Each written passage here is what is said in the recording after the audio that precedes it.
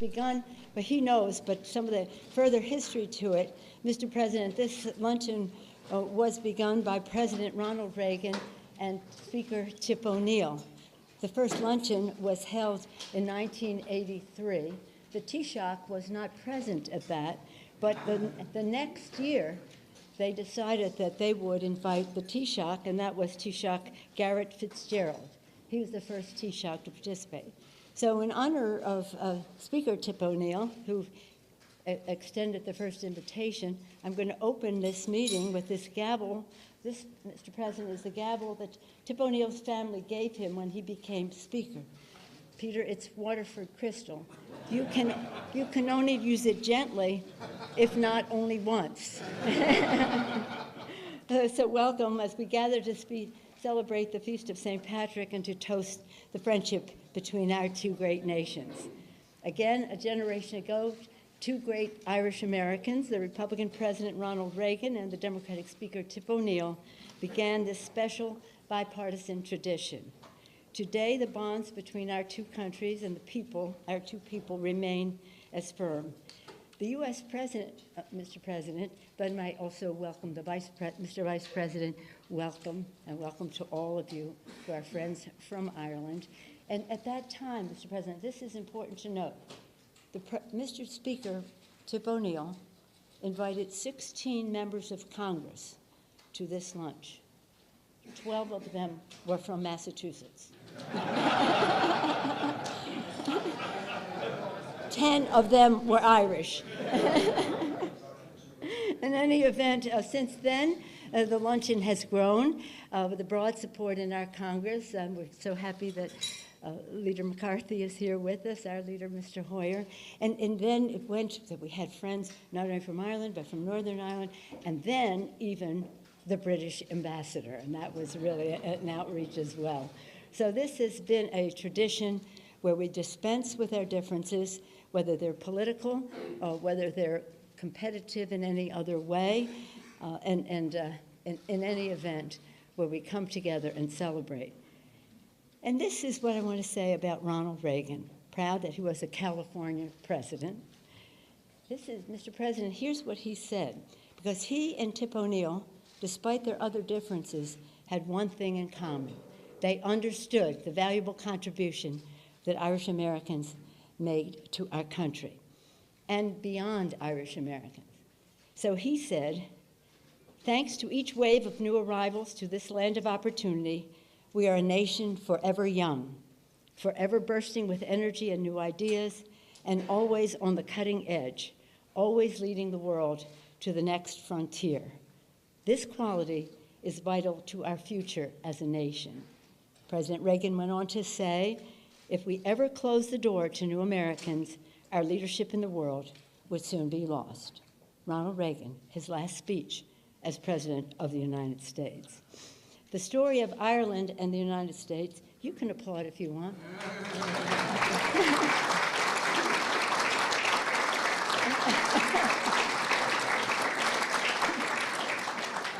The story of Ireland and the United States is a tribute to those words. Here in America, we take great pride in the Irish heritage that millions in our country claim. Some are really Irish, and in the enduring contribution the Irish have made to our nation in our politics, businesses, and our community. Earlier, our Friends of Ireland co-chairs, Richie Neal and Peter King, were saying to this Taoiseach how unusual it was when President Kennedy became the first Irish and first Catholic president of the United States. It was crossing a threshold that was so dramatic and opened the doors to so much more. Well, I don't have Irish grandparents. I do have Irish grandchildren, Liam, Sean, and Ryan. They've been baptized in the Church of Kilquay Church in County Wicklow, and they always remind me of the exuberant spirit of the Irish people. In fact, they have had this toast that they like to make. They're bigger now, teenagers, but when they were little, they would have this toast that said, dance as though no one is watching, love as though you've never loved before, sing as though no one can hear you, and live as though heaven is on earth. So I said to them, is that a precious toast in your Irish family? And they said, no, it's a poster we saw in Shannon Airport.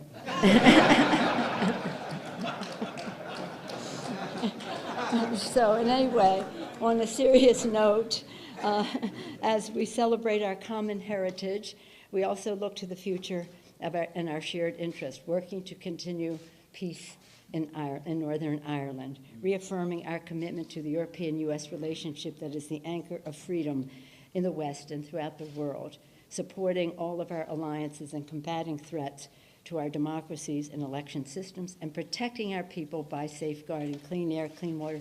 The Irish, so many ideas when we were in Ireland as to how we go forward in terms of energy and a good energy economy with good paying jobs.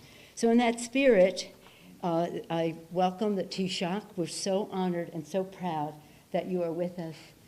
And a number of Taoiseachs have been here, well, since 1984. Every year, Mr. President asked if the President always came to this lunch. Oh, yes, it's a command performance, but a nice family affair.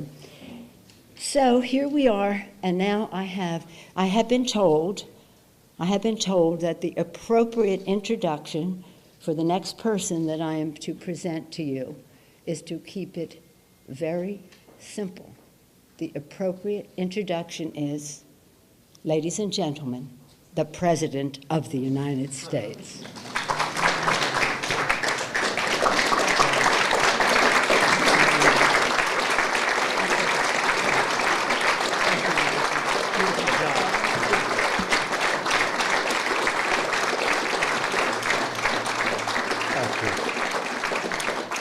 Thank you very much. Thank you, Father, very much.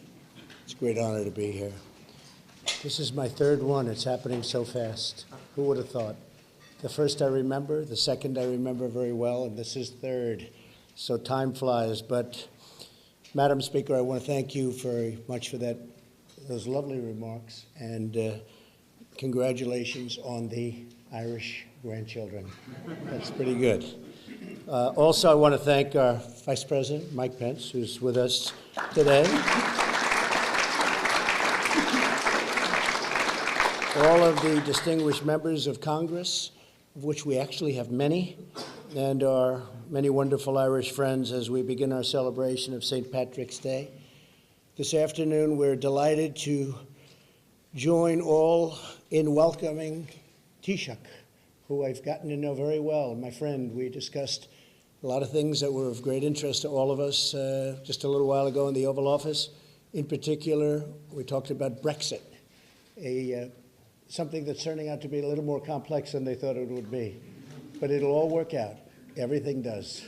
One way or the other, it's going to work out. But you had a very interesting view on it, and I appreciate your letting me know what's going on over there. Very, very tough situation. I also want to thank Ireland's ambassador, Daniel Mulhall. Thank you very much, Daniel. I appreciate it.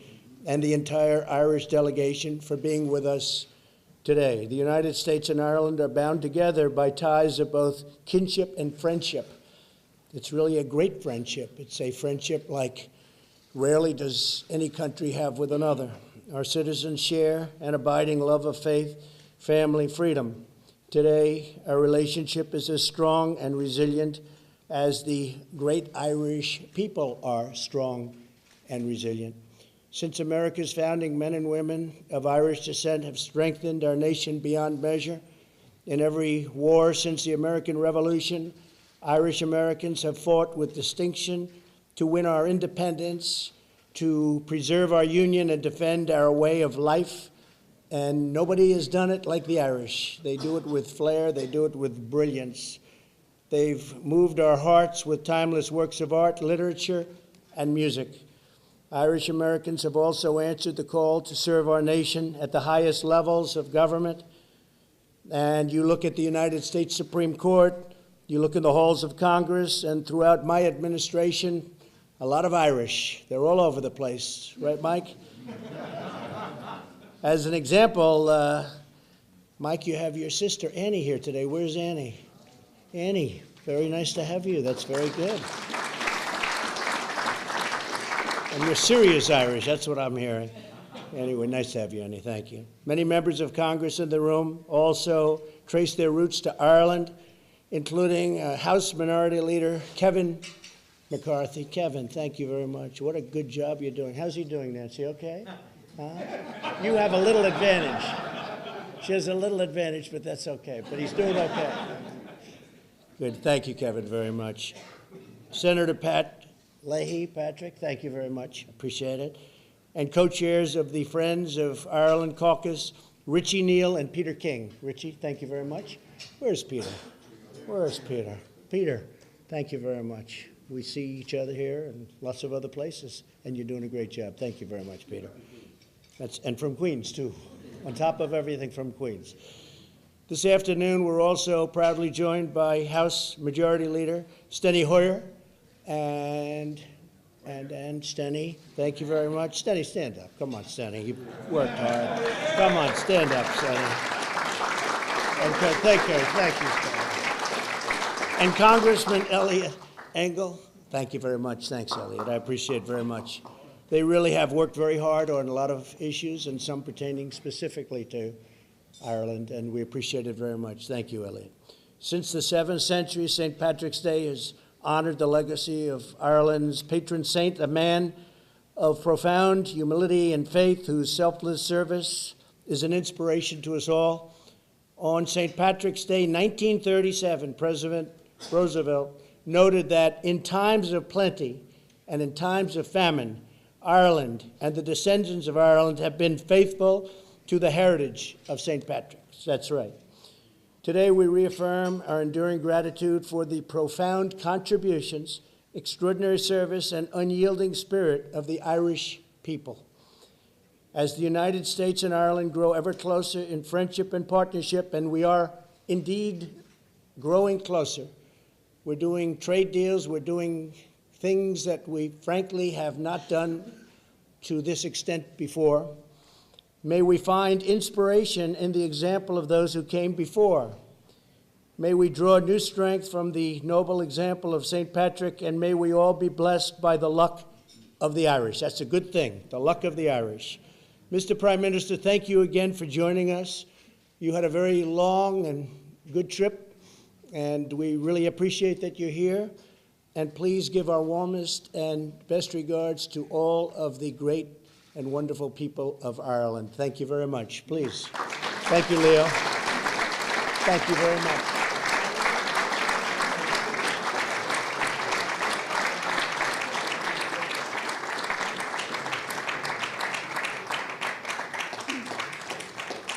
Thank you, Mr. President. Mr. President named some of our luminaries who are here. And I do want to say, Mr. President, that over the years, this tradition has been blessed by the presence of many giants in the Irish-U.S. relationship.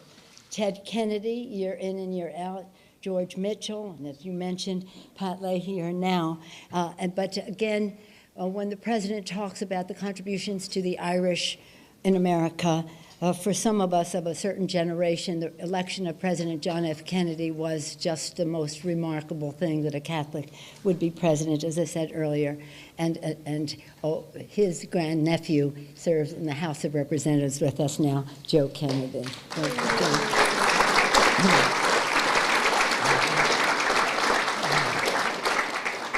Again, it goes, our next guest is well known to everyone here. One of the reasons we are all here is to welcome here.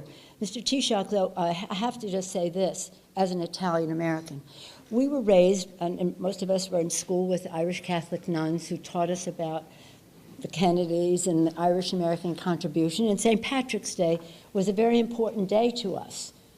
It was important because we were honoring St. Patrick, but as an Italian-American, I was always taught that St. Patrick was Italian. And look no further than Hibernia, the winter camp of the Romans. So anyway, St. Patrick, whatever his origin or his existence, it was a day, Father Conroy will attest, that we did not have to honor whatever we gave up for Lent. We could take off from that. It was a day of dispensation. So for these, in any event, a cause for celebration, real celebration in many, many ways about the ethnicity, the religion, family, community, building America, as Ronald Reagan said. And so for these and so many other reasons, the bond has been a close one, and we watch with great interest what happens in Ireland. And of course, it was a crossing of a threshold for the Irish as well to elect this patriotic, groundbreaking, idealistic young leader. Ladies and gentlemen, please welcome the Taoiseach of Ireland.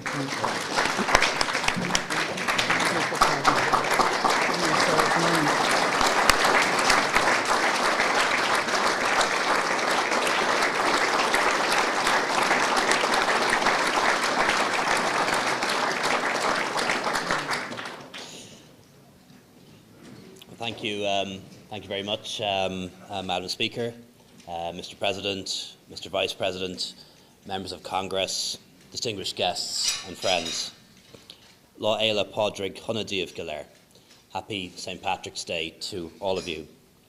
Before I start, I just want to acknowledge some of the people who have travelled from Ireland to be here at this important event today. Of course, led by our ambassador based here, Dan Mulhall, the Secretary General of the Government, Martin Fraser, political leaders who are here from Ireland as well, John Deasy TD, Billy Lawless, Arlene Foster, leader of the DUP, Mary Lou MacDonald, leader of Sinn Féin, all here joining us for this important lunch. We're also joined by our Chief Justice, Frank Clark, who's here as well, and the head of our police force, Drew Harris, our Garda Commissioner, who previously served in the Northern Ireland Police Service, and perhaps as a demonstration of how much things have changed in Ireland, that the head of our police service in the Republic of Ireland formerly served in the Northern Ireland Police Service, and of course our Attorney General, Seamus Wolfe.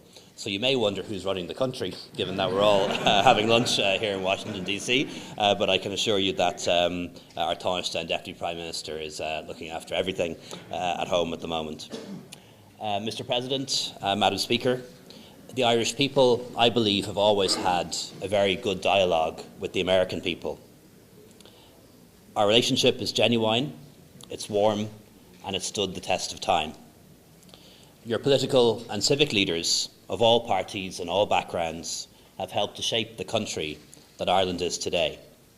And today I particularly want to thank the Friends of Ireland caucus under the outstanding leadership of Chairman Richie Neal and Pete King for your friendship and support down the years.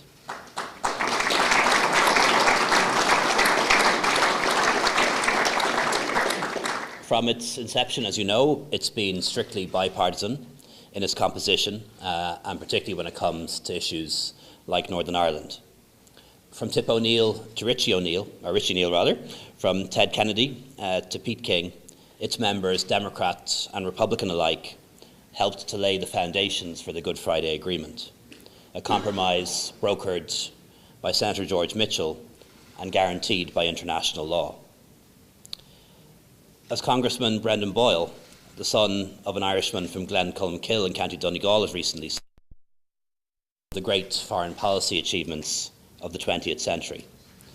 And I want to say, on behalf of the Irish government, on behalf of the Irish people, that we thank the Friends of Ireland caucus and the Congress for their vital help at this critical time to help us to protect and ensure that there's no return to a hard border on the island of Ireland, whatever else may happen as a consequence of Brexit.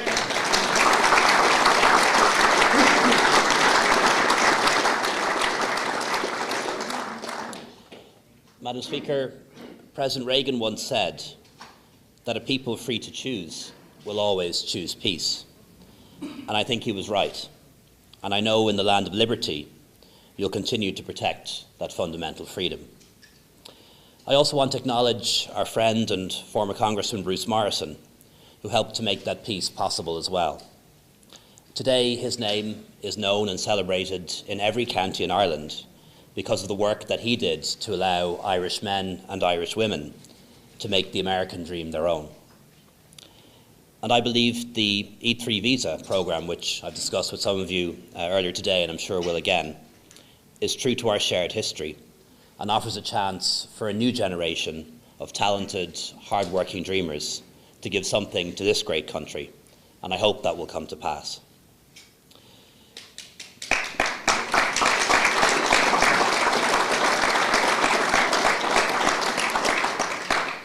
Madam Speaker, 100 years ago, in 1919, a Congress of Irishmen and Irishwomen declared our independence, making a bold statement about democracy, freedom, self-determination and liberty that resonated across the world.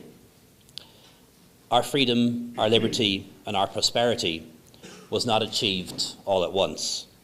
There were stepping stones along the way. And one of those stepping stones was our new constitution, Bunreacht na hÉireann, in 1937. And when I was preparing for this speech, I had a chance to come across something really interesting in our archives. It's from 81 years ago. The year was 1937, the year our Constitution came into effect. And a message of support was sent from the United States, signed by 300 congressmen, governors, Democrat and Republican alike. And on that document, 81 years old, are names like Harry Truman, Richard Russell, and Henry Cabot Lodge Jr. So, Madam Speaker, as a token of my appreciation and the friendship between our two nations, I'd like to return to you in Congress a framed copy of that message to symbolise our historic connection, to remind us of our shared values, and to inspire us of what we can achieve together in the future. Gurb míle maith go léir.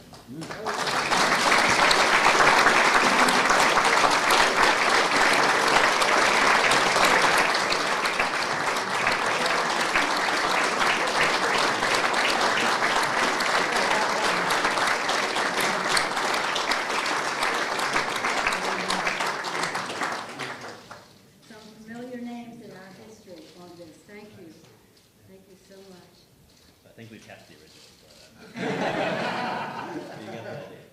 You'll never tell. To the Honourable Eamon de Valera of Dublin, Ireland.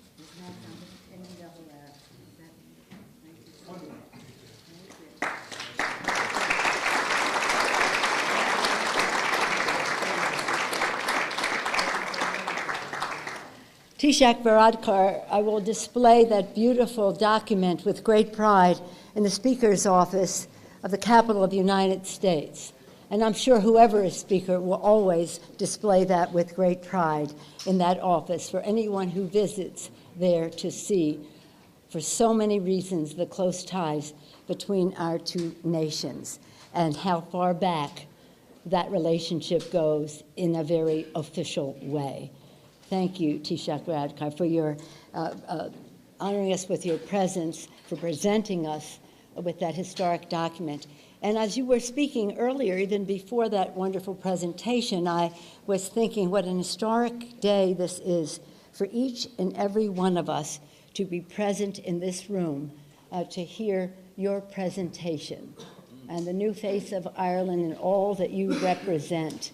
It's emotional, it's officially and personally an honor to welcome you, especially to this Congress. And to give us the blessing of the Lord on these historic proceedings, I'm going to call upon our chaplain of the House, Father Conroy, who serves us with great dignity and devoutness as the chaplain of the House of Representatives. Mr. Conroy. That means after the blessing,